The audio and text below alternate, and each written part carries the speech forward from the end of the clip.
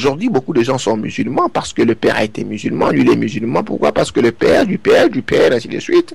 Mais quand nous rentrons à la source, nous retrouvons de ce facteur de l'esclavagisme, des envahisseurs qui sont venus et qui ont utilisé des mesures draconiennes pour, n'est-ce pas, déraciner le peuple, pour, n'est-ce pas, couper les liens avec le monde ancien et réécrire le monde nouveau et l'imposer au peuple. C'est comme on dirait, le bourreau vient créer le peuple par rapport à leurs ambitions, par rapport à leurs caprices.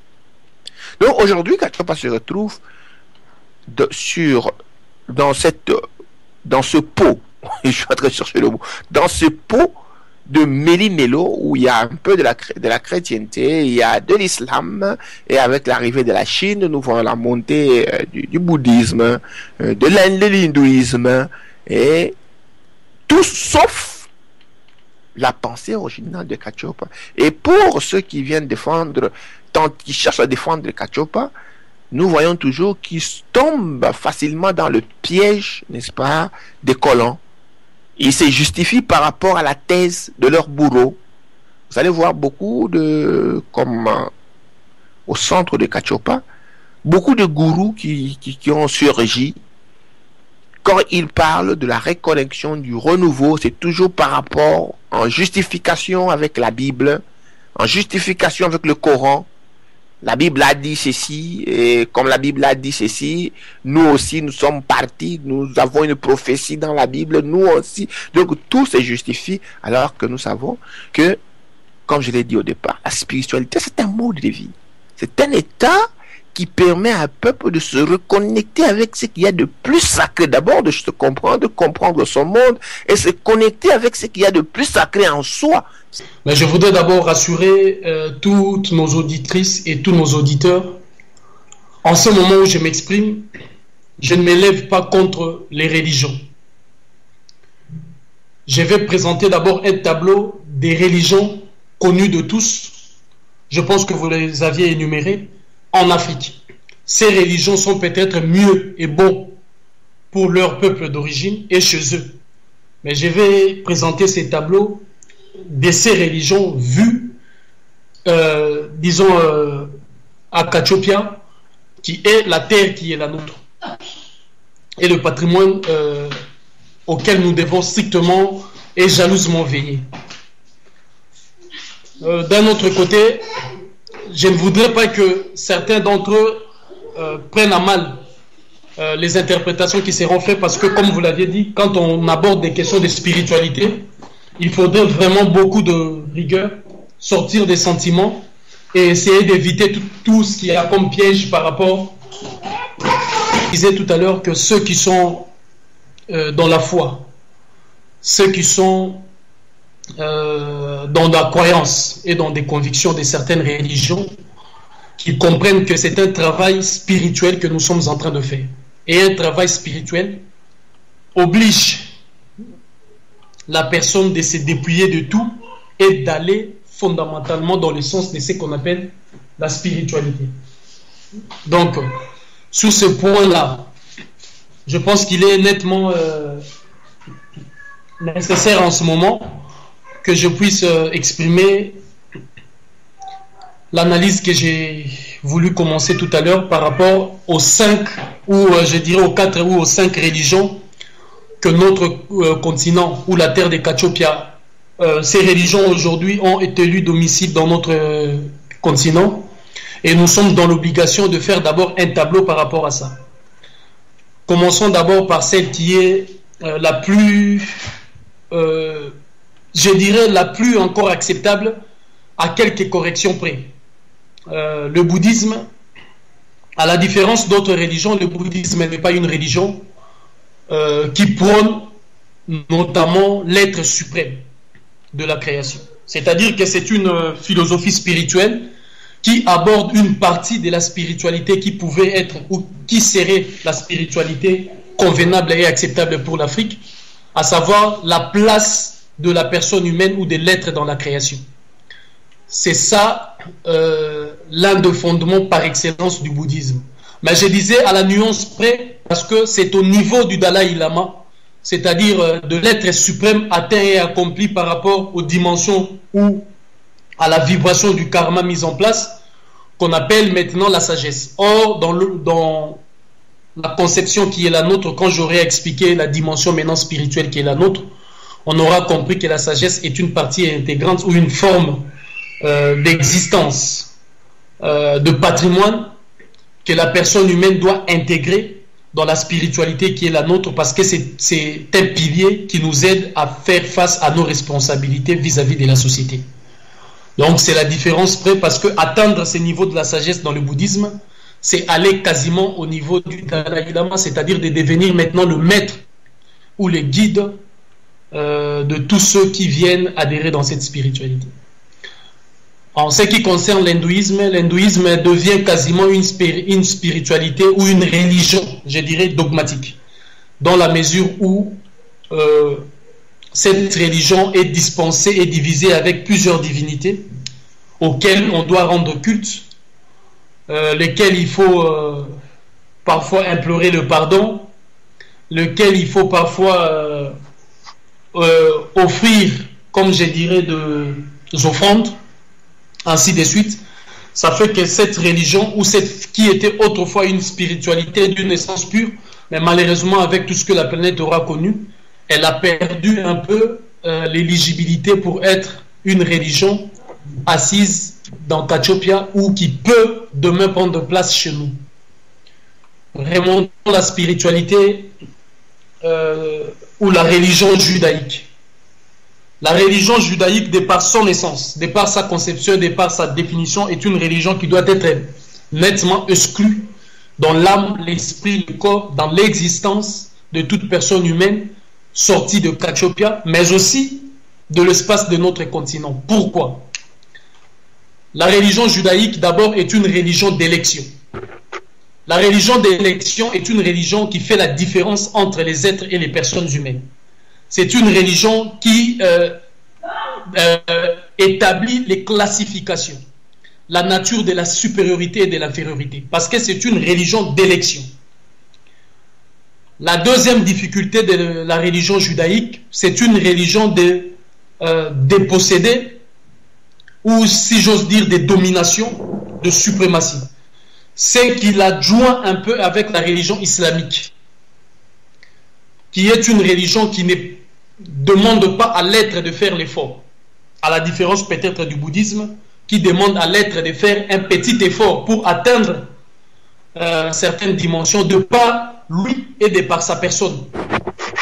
La religion islamique place l'homme, là je quitte même la dimension de la personne humaine, mais place l'homme, notamment là j'aborde les deux phases, je dirais les trois phases de l'islam, chiite, sunnite et le jafarisme, mis à le part un peu l'alvéisme qui est une forme d'islam qui tend à permettre à cette religion de progresser petit à petit pour atteindre ce qu'on appelle redevenir une spiritualité.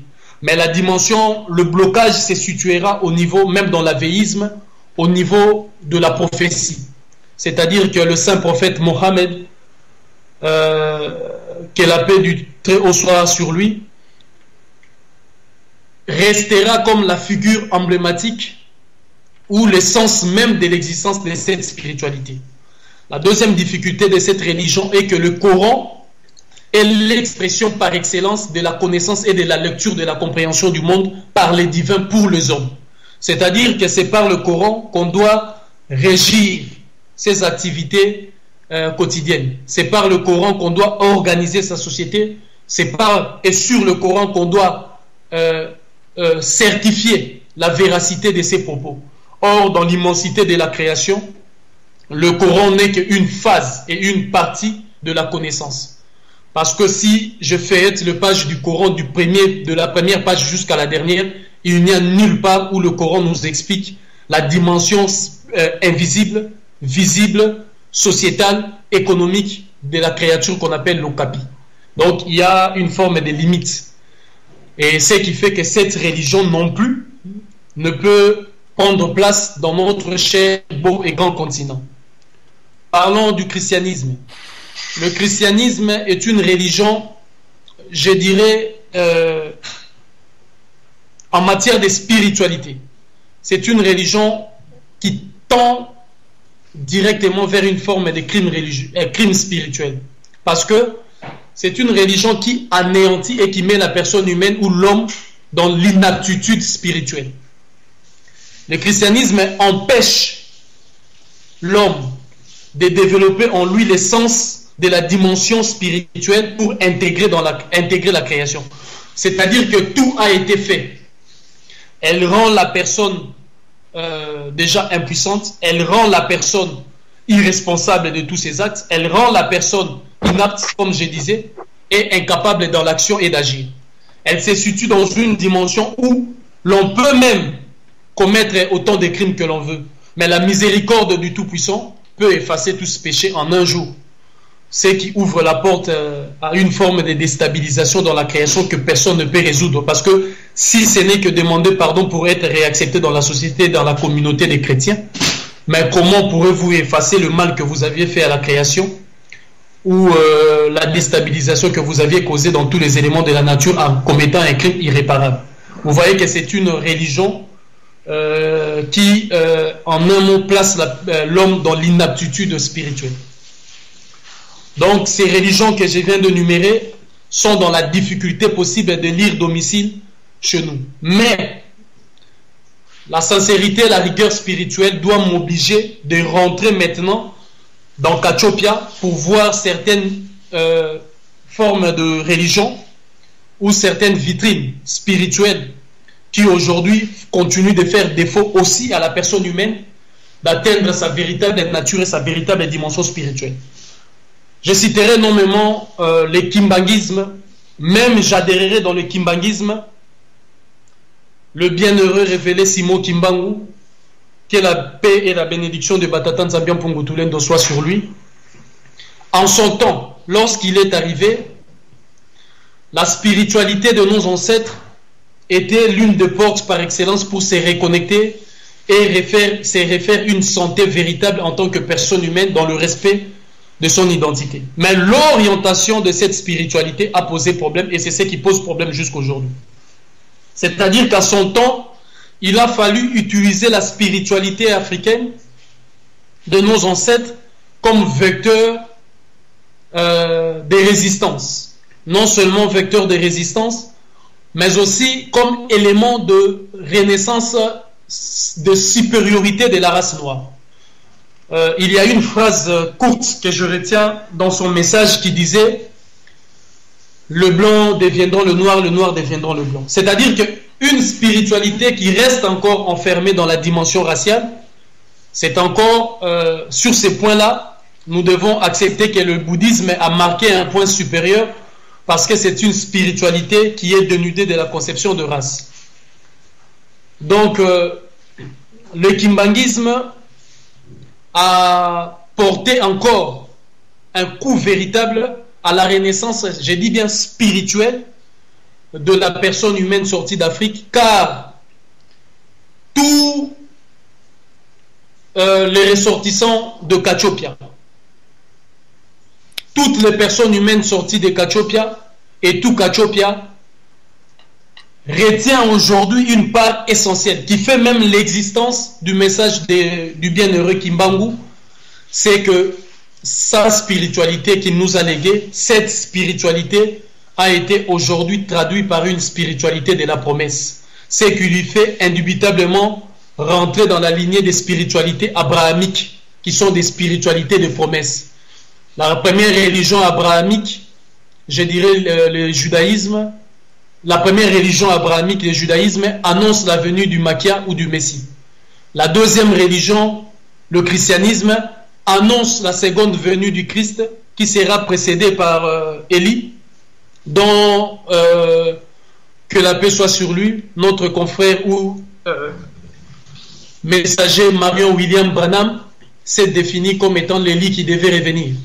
Et la troisième religion est l'islam, qui annonce l'arrivée du Mahdi, dont les éléments approximativement comparables à l'Apocalypse de Saint Jean annonçaient la mort du roi de l'Arabie Saoudite et le conflit qui va exister autour du Mahdi.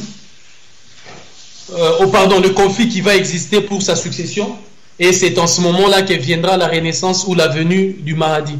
Donc ces trois religions sont des religions, les religions abrahamiques se reconnaissent par la prophétie. C'est comme aujourd'hui je disais la spiritualité connectée à l'époque de Kimbangu, qui en ce moment-là était une porte pour essayer de redonner une forme de fierté à la personne humaine sortie d'Afrique, est aujourd'hui alignée dans la dimension des religions abrahamiques parce qu'elle annonce, si j'en crois la bouche de Kimbangu et des prophéties énoncées, elle annonce la venue du Kwatulendo qui est le prophète tant attendu, qui non seulement sont de cette spiritualité ou sont ressortissants des Kachopiens. Donc voilà un peu le tableau qu'on peut faire par rapport à tout ça.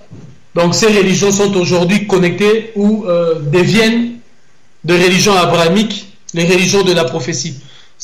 J'irai maintenant dans une phase encore d'ouvrir la porte, par exemple,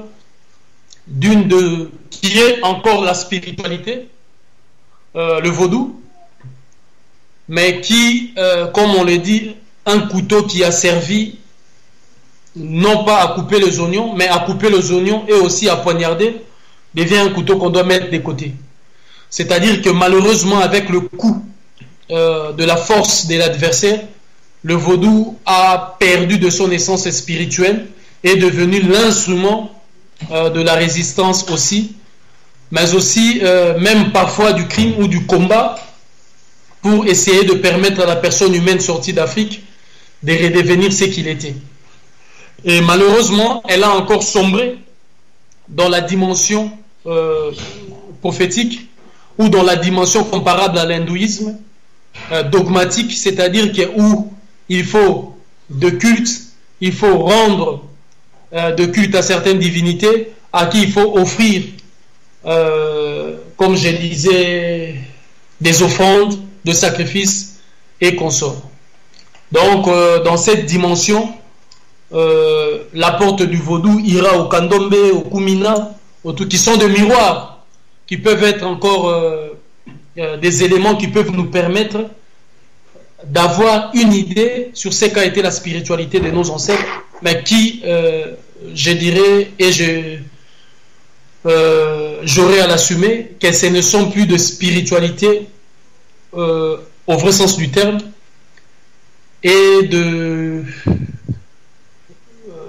disons de spiritualité qui doivent prendre place ou conduire au Kachopia de demain.